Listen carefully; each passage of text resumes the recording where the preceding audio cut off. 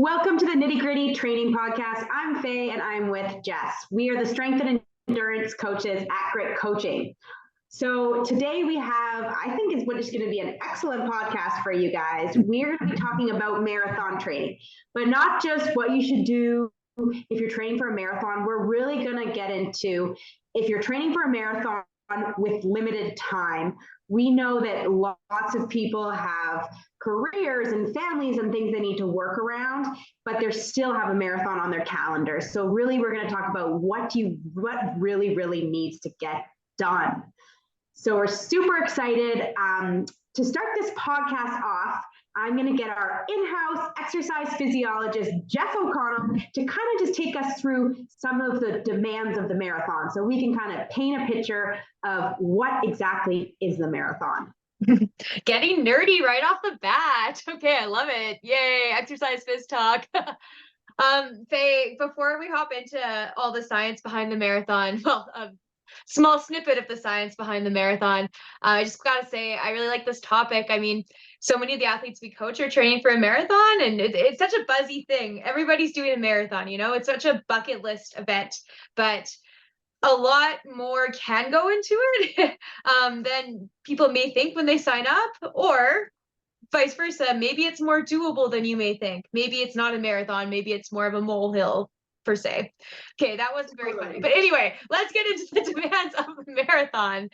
So your success in the marathon is predicted by a couple things. Honestly, the marathon, much like any endurance event, it is predicted by your ability to consume oxygen, so your VO2.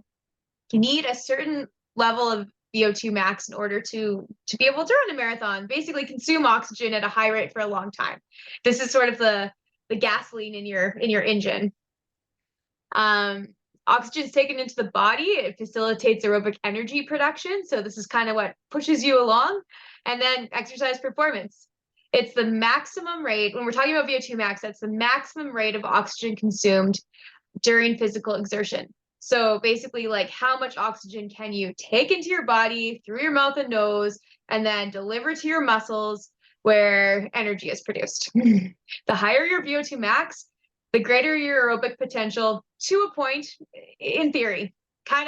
We've gone into this before. It's sort of complicated, but basically, this is all to say you need a decently high VO2 max. Otherwise, the marathon's going to be pretty challenging. Another thing you need is a decently high lactate threshold. You might be thinking, lactate threshold, why is that important? I'm not running something fast. Lactate sounds like something that's like intense. A marathon's not intense. Depends on how fast you run it, I must say. But the lactate threshold is the point at which lactate is produced and accumulates in your blood at a faster rate than it can be removed. More lactate in your blood, you're going to feel more tired. So if your lactate threshold's higher, that means that you can run at a faster pace for longer before lactate starts to accumulate in your blood. So that's important. And then last thing is basically running economy. How efficient are you? How economical? So for every step you take, every mile you run at a certain pace, how much energy is that costing? An athlete who's more efficient is going to cost less energy to move themselves than someone who is less efficient. This really matters in marathoning because you're taking so many steps. Like, a marathon is a long event. Obviously, it's going to take quite a few hours. And so the more efficient you are with every step, every kilometer, every mile you cover, the less energy it's going to cost to run at a certain speed. So running economy is very important for marathoners. They're probably the most economical of like all the running events. Marathoners are even more so than the middle distance runners or sprinters. Yeah, that's so interesting. We always think like these sprinters with these beautiful strides, like, oh, their running economy is perfect, but they necessarily might have good running economy for a little bit, but it's really about what your form looks like as the body fatigues over longer and longer durations, which is what causes a lot of problems in these longer races. Yeah, it's sort of a trade-off. Like sprinters, for example, their focus is power, because the more powerful they are, the faster they're going to be. But that costs a ton of energy. So they actually don't need to be that economical to a point. I mean, their event is so short also that any like extra little bit they can get, that's really important. But their energy is actually quote unquote wasted in lieu of power instead, which isn't quite so important for a marathoner. Exactly. Marathons are more about conserving the energy cost. Yeah. Awesome. Great. Well, thanks for that, Jess. So now that we know the demands of the marathon, we really are going to talk about next, like, what is absolutely critical. Someone comes to us like, what do I really need to be doing to run a good marathon? Yeah. So the marathon is a long run. That's basically what a marathon is, right? And its most simple form. So to have success in a marathon, you need to do a regular long run. Not necessarily the length of a marathon. Like I maybe didn't say that quite well, but it's really, really important to have a regular long run in your training. Over the course of marathon training, that will ebb, flow, build, maybe be fast, maybe be slow. It's always different, depends on where you are in your training. But consistently running for a long period of time is very important. That might sound like so obvious, but it takes time, and it's really important that you have time to carve that into your life during marathon training. Awesome. And just to stop you there before we move on to the next point, what does regular mean? Like, does that mean, before the marathon, I got to get in 3 long runs, or is that happening every other day? Is that, what would you say, what is regular? Yeah, good question. Most people do a long run during marathon training once a week. Yeah.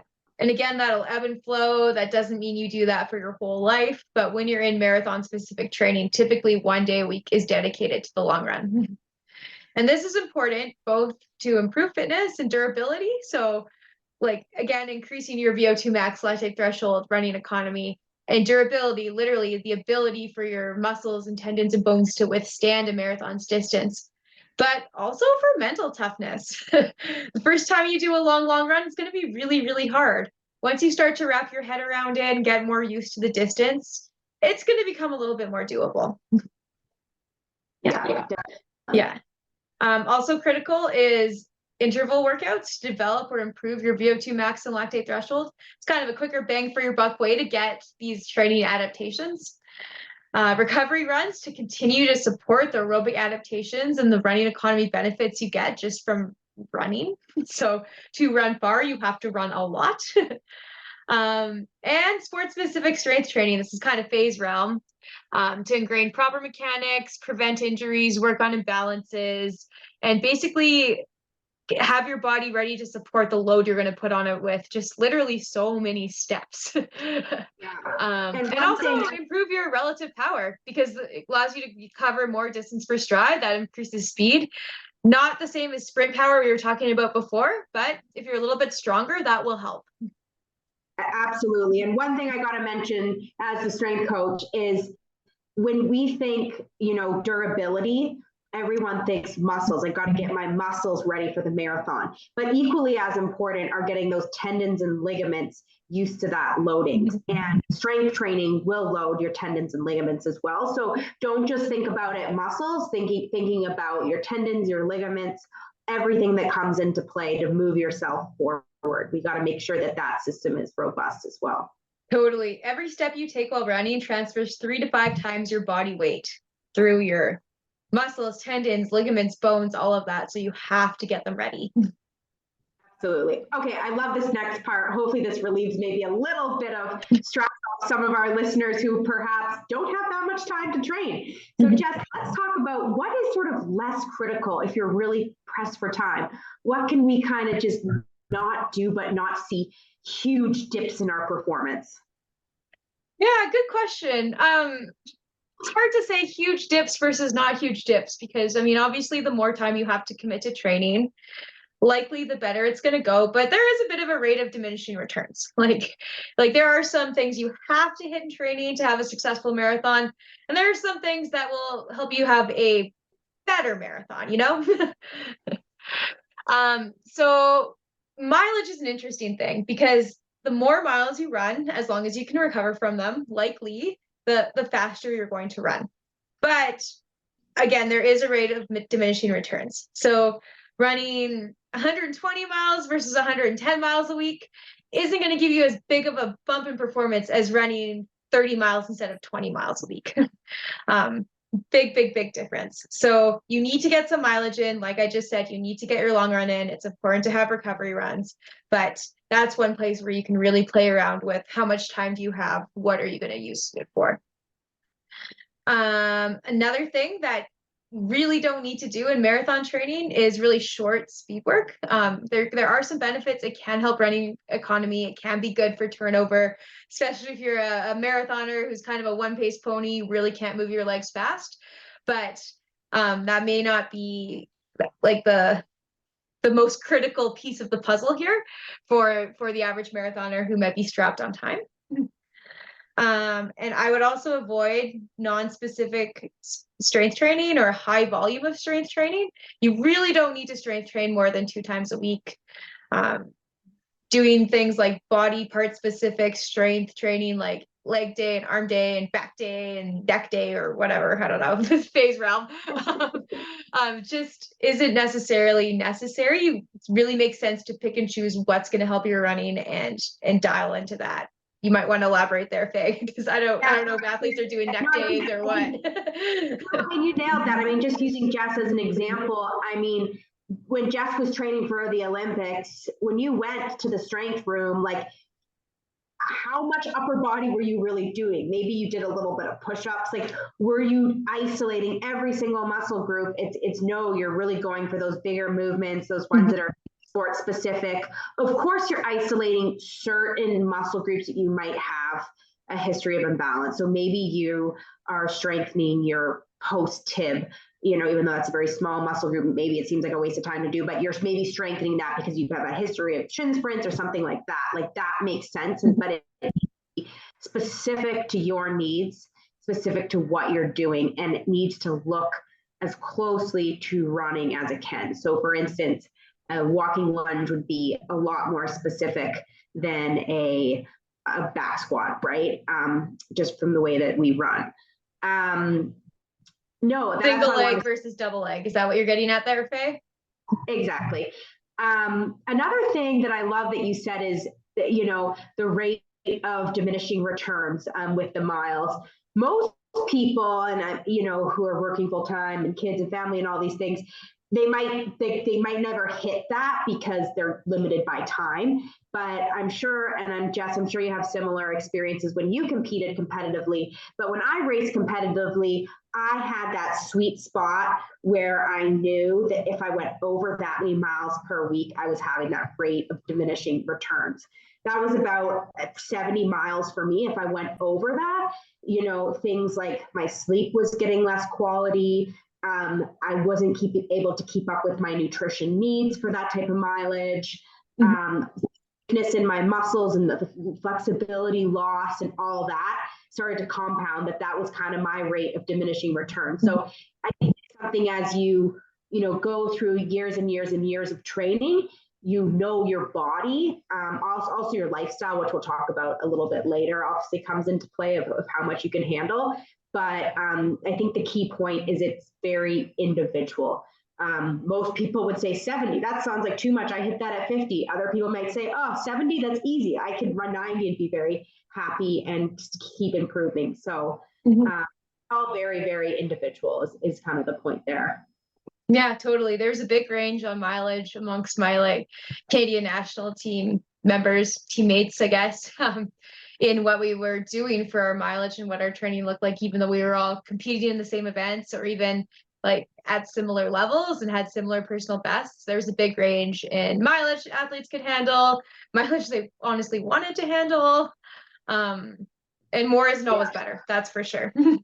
Yeah, actually, just bring up a really good point. I just want to touch on this too. You said mileage that they want to do. I really think that, we all know the marathon is a mental battle. And if you are hating training and you're running a certain amount of mileage that's really just bringing you down and causing you to sort of hate the training and not feel that urge to push or that vigor, that's an indicator where you might, even though sometimes your fitness might go up, but mentally you become weaker because you're so beaten down. So that's something to consider as well, is mentally how happy you are running, and do you still have edge to want to push and want to work. I think that's also really important for these very long races. Yeah, I mean, I'd say that's part of it. Like, if you are on paper really fit, like if you were to hop on a treadmill and do a VO2 max test, or if someone could like x-ray you and tell a scientist what your fitness is, which is not possible, but like if there was you could just measure it with a blood test, who even cares if there's no mental energy left to summon that for what actually matters? Absolutely. Yeah. All right, so next we're going to get into kind of give our listeners sort of a feel for, we're going to go over what, say you only have time to run 3 days a week, or 4 days a week, or 5 days a week. We're going to go through each of these different scenarios, and Jess is going to kind of answer what would be put into those plans. So let's start with a 3-day per week plan. What would you include in that? All right, so if you're running 3 days a week and training for a marathon, you're going to do a long run. And again, that's going to build through the marathon build. So when you're training for a marathon, you often call the like training leading up a build, because you build your mileage, you build your intensity, you build like basically the amount of work that you're doing, starting several months out and then going all the way to the race. Obviously there's a taper involved, but it's increasing as you go towards the race. So you're going to do a long run, you're going to do a recovery run, and you're going to do some sort of intensity. Now with marathon training, sometimes the intensity is on its own day. So you'll have an interval workout where you're going out and doing a tempo run or some intervals or whatever. Sometimes the intensity is actually in the long run. So you're doing certain intervals, pieces of your long run at marathon pace. So that's a little bit confusing. It really depends on what your goals are, what your training history is, and what you're trying to run in the marathon. A slower marathoner might not do that. They might just be trying to complete the marathon. A quicker marathoner might have some intensity within their long run. Awesome. No, that makes sense. So what about, I'll give you one more day to work with, Jess. What about a 4-day-a-week plan? All right. So then I'm giving you a long run, some sort of interval day again, and then 2 recovery runs. So what we've done is we've added a little bit more easy miles. Awesome. And last scenario, giving you 1 more day, and now we're on 5 days a week plan. Woohoo! 5 days a week. I have a whole easel to fill with training. 5 or 6 days a week. What you're doing is a long run. You're doing 1 or 2 speed workouts, and you're doing 2 or 3 recovery runs. So again, how that's going to be split up depends on like your level, your goals, your history, all of that. But basically, we're just doing more training, more work. Awesome. One thing I do want to point out is, you notice when Jess was going over those scenarios, just because, we know these VO2 max and lactic threshold workouts are so great for getting fit. If we have 3 days a week, we don't want to just do a bunch of hard stuff. Okay, we only have 3 days. Let's just hammer. We really want some of those recovery workouts as well, even if you're only running a few times a week. And that's because running slower, gives you a lot more different aerobic adaptations than faster running does. And there's a lot of, if there's been proven sort of methods that 80-20 rule, which I think a lot of our listeners are probably familiar with who run, where 80% should be about easy and 20% should be pretty damn hard. We generally want to kind of follow that split. That's been proven to work for quite some time now, and kind of be the gold standard in endurance training, even if we're talking cycling or different modalities. Yeah, I'd actually like almost rename a recovery run to an easy run, because in marathon training, you are doing less intensity. So there's kind of less to recover from. And a recovery run sounds almost like it's optional, or like, who even cares? You could recover by sitting on the couch. But in marathon training, more so than something shorter, these recovery runs or easy runs, we'll say, are really important, because you are getting those aerobic adaptations that are different from what you get when you're running hard, like Faye just said, and you're getting like running economy adaptations, all of that. So they're not meant to be like, oh, it's just recovery, it's like poo-poo on that. They really are important. Yeah, Absolutely. No, I think that's good. Yeah, I think that I think you're right. There is sort of if I'm going to skip something, I'm going to skip the recovery run. Or it's not a big deal to miss this. It's just for recovery. It's just a recovery run. Well, no, like that is your sport. Like that's specific to your sport, like getting out there and running. Mhm. So yeah, I like that you mentioned that they are just as critical. Okay, so now we're going to ask the question, which I think a lot of people are all over the place with this, but how long should a typical build be? So typically, most people will train for a marathon specifically for about 12 to 16 weeks. 12 would be on the shorter end. This would be for someone who is already pretty fit. You're training all the time, you're running pretty regularly, your long run is already up to, I don't know, close to 2 hours or consistent 2 hours. You're generally fit, you're just not doing marathon specific training. 16 weeks gives you a lot more leeway for a true build. One thing to think about is things like travel and disruptions to your training. If you're missing these long runs, you need longer to build. So 16 weeks gives you some more flexibility. Once you're getting into a 20+ week build, that's pretty long.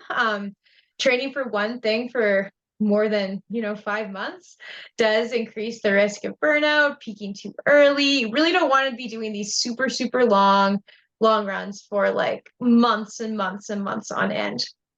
But that said, this is implying that you're already able to run, you've been running, you're ready to jump into a training program. If you're brand new to running, you've never run before, and a marathon something you want to do, the build quote unquote could be longer than 20 weeks, but the initial month or 2 or 3 are kind of just like learning how to run and like becoming accustomed to running in general, running regularly, running healthily. Exactly. I just want to reiterate that, yeah, it doesn't mean that, okay, you're coming to us 12 or 16 weeks and it's like, all right, I'm going to start running. Like you've just been doing CrossFit. You've only been running, maybe 3 or 5 miles at a time.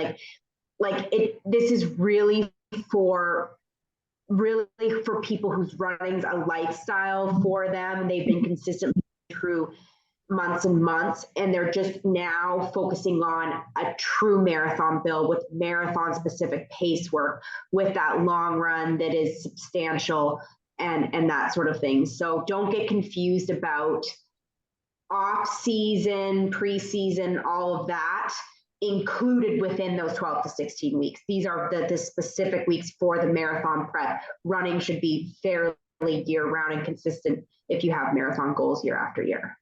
Mm-hmm. Yeah. And that's not to dissuade people who've never done a marathon before and don't really run right now and they're kind of curious about it. It just might take a little bit longer to get up to that, or it might just shift what your goal in the marathon is.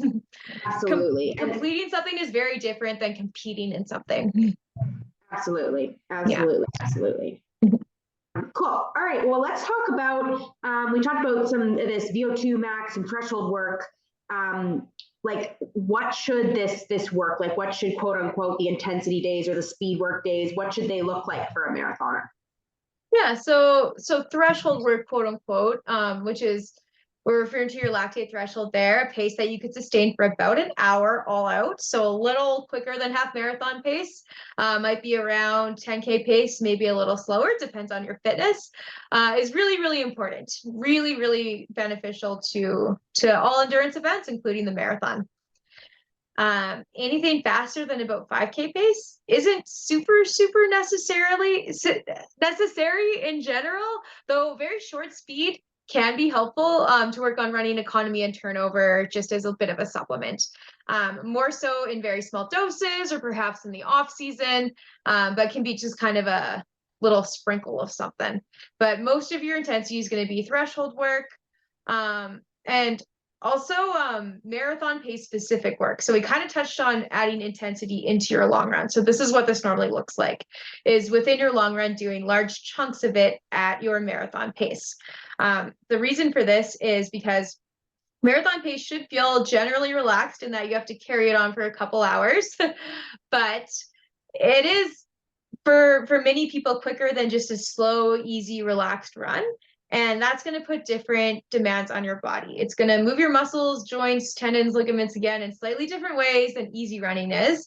And the more you do it, the more efficient you're going to become at it. So by putting it in your long run, it gives you a chance to just really iron out the kinks and just, yeah, improve your efficiency, improve your efficiency. Your body has a knack for becoming more efficient at what it repeatedly does. We don't do all of our runs at marathon pace all the time, though, because it is more taxing without a huge additional physiological benefit. So that's where you have to pick and choose. How much of this do I do? Again, what is the rate of diminishing returns? How do I piece this in so that I'm getting better, not just getting beaten down? Absolutely. Great. One thing that I do want to mention about speed work is like really fast stuff, like turnover work. Sometimes that could just be as simple as throwing a few strides after the long run, or even the day before a quality session, just to kind of get the legs going and the turnover going. I know a lot of the girls that pretty good marathoners that I run with here will do some of these strides just to kind of clean up their form, get their legs rolling, get the turnover working. But doesn't necessarily mean that you need to go do 15 100-meter repeats as a no. Yeah.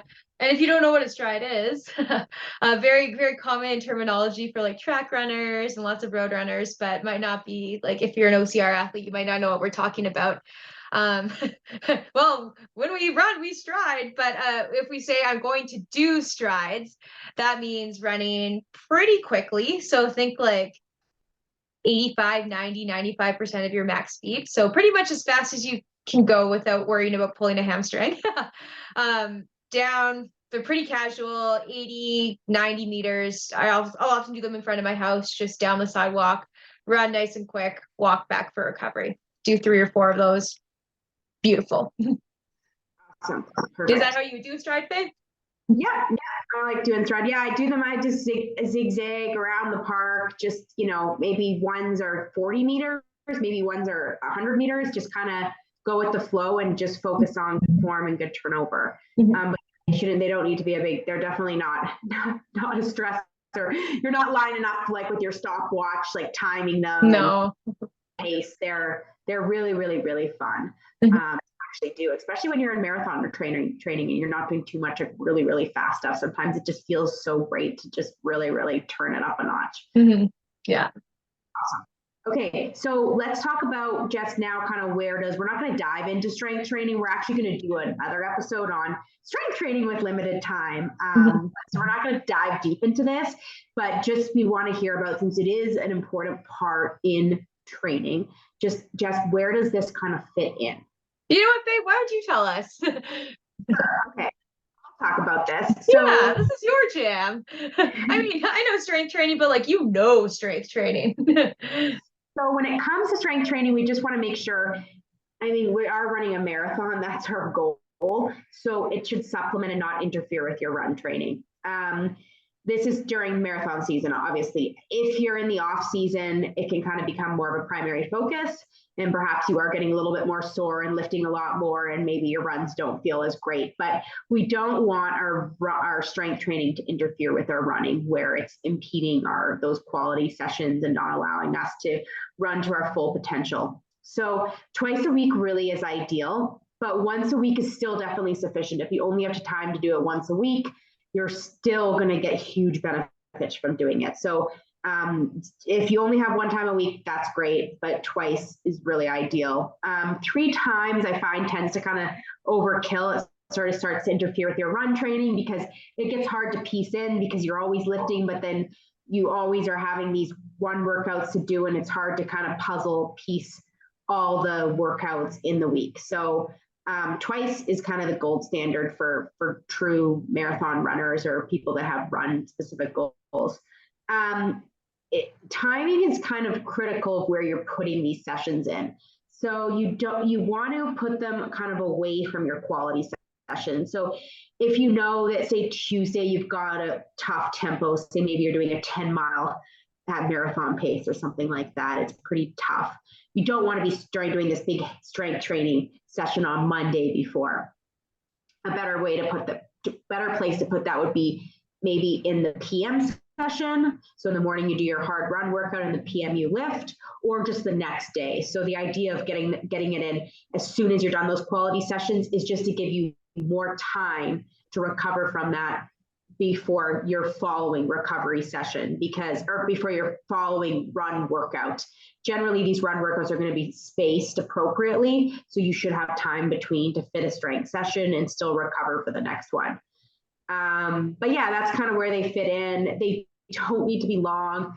I think like most of my strength sessions when I was really focusing on running were maybe 35 to 40 minutes twice a week. You don't need to spend, I'd say if you spend more than an hour, that's almost too much if you're really have goals in the marathon, or you really want to keep your energy reserves up for the running and also for more time for recovering. Yeah, we'll dive more into this on another episode about what really needs to be in those strength plans for runners. But yeah, that's the basic principles of where to kind of fit it in. Mm-hmm. Totally.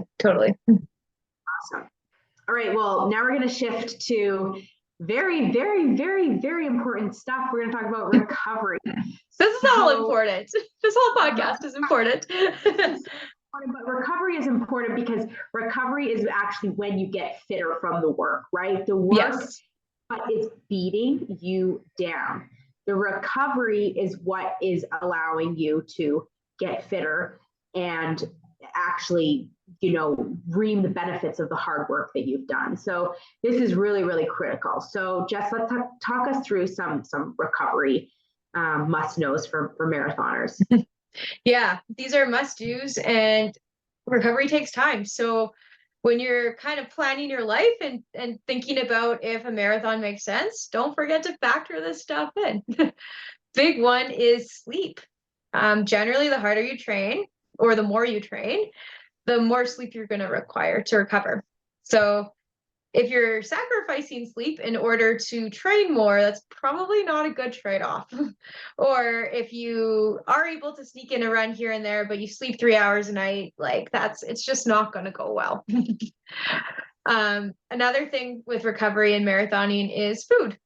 The more you train, the more food you're going to eat. You got to cook that food. You got to find it somewhere. So budget that in. Mobility and soft tissue work needs to be factored in. So self-care, like rolling on a lacrosse ball, using a foam roller, a massage gun, doing some yoga, that sort of thing. It all takes time. And also stress. So stress, you don't really recover from stress, but it's linked to recovery for sure. Stress impedes athletic performance, obviously, because it takes energy. So it is competing, and so does training. And so when you have different things piling on energy requirements, that's going to impact your recovery. Really think about your lifestyle and make sure that you're training for a marathon in not a super stressful time of your life. Like if you're layering on all this physical stress, but you're also studying for the MCAT or writing the bar or having a baby in like a day, then maybe this isn't the time to do a marathon. Marathon's not going anywhere. Most likely you could find one literally any weekend of the year, maybe not Christmas Day. Honestly, probably Christmas Day you could find one. So make sure that it's not a period of your life where it's just overloading you. Awesome. Perfect. All right. Last thing we're going to talk about is just any other sort of considerations, Jess. Yeah, like just reiterating that again, like make sure that your goals and your plans and what you want to do truly and honestly align with your lifestyle. Not the life you wish you had, but the life you certainly have, you realistically have right now. So if you're committing to running a marathon, create a plan that you can realistically follow week after week, month after month until race day. It doesn't mean it has to be easy. Doesn't mean it has to come without a little bit of sacrifice here and there, but that you are excited about and that you want to do. Don't get caught up in the allure of the event. A lot of people are like, oh, marathon, like so big. But you know what? Honestly, a fast 5K or a fast half marathon, setting a personal best in a shorter distance is equally rewarding, and if not more rewarding, if it fits into your lifestyle better. I might have a chip on my shoulder since I'm a 5K Olympian, and I often hear, "Oh, but have you run a marathon? Have you done Boston yet?" But I don't know. I'm a quantity over quality, or sorry, quality over quantity type gal. I would rather do something shorter well than suffer my way through something just to say I did it. Absolutely. Yeah. And last thing is the marathon is an interesting beast. Your fitness really, really evolves over the build in a way that it doesn't in the same way when you're training for a shorter event. The shorter event, you kind of know where you're at. Like you can kind of predict what you're going to do in a race based on your workouts. In the marathon, you'll go through periods where you're tired and your runs might slow down. You'll go through periods where you're a little bit more recovered and you might speed up.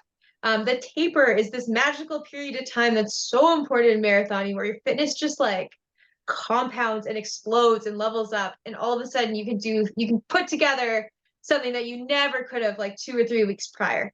So don't chase paces. Don't force fitness with marathon training. If it's not there, it'll come. Maybe this cycle, maybe another cycle, maybe you'll have to recalibrate your goals, but just let it happen. Absolutely. Yeah. The last thing you want to do is put in, I want to run a sub 3 marathoner, or I want to run a sub 3. It spits out this, whatever that pace is. I think it's like 6:30 or something. I'm not sure actually. So say it says 6:30. Then you don't want to go to the drawing board and say, now I'm going to do all my marathon pace at 6:30. Like, don't work backwards like that. Work where you currently are. I think it's so important. Or it's just going to be very, very painful, terrible experience. Yeah. Awesome. Good. Well, I think that's everything, guys. That's all we got for you today. Yeah, I hope this kind of gives you some guidelines if you're thinking about a marathon. I know we're kind of I'm in New York and we've got the marathon in November and we're, coming up to August. So we're that 12-week block away and it's all everyone is talking about. Mm-hmm. And it's really stressful because without knowing it, you compare yourself to other people. How many miles are you doing? What's your long run at now? Yada, yada, yada. I think the marathon, the most important thing is to make it your event, make this your experience and do it what works best for your lifestyle. Mm-hmm. So thank you guys so much for listening. You can find us at gritcoaching.net. We create personal online strength and endurance coaching for runners and OCR athletes just like you. As an Olympic runner and an OCR star with a bachelor's and master's degree in sports science, we have world-class athletic experience with the education to back up our programming. You can also follow us on Instagram at grit_coaching. Subscribe to our newsletter, like, share, follow, leave reviews. All of this helps us. We really appreciate you guys for listening. Yeah. Thanks, guys. We'll see you next time.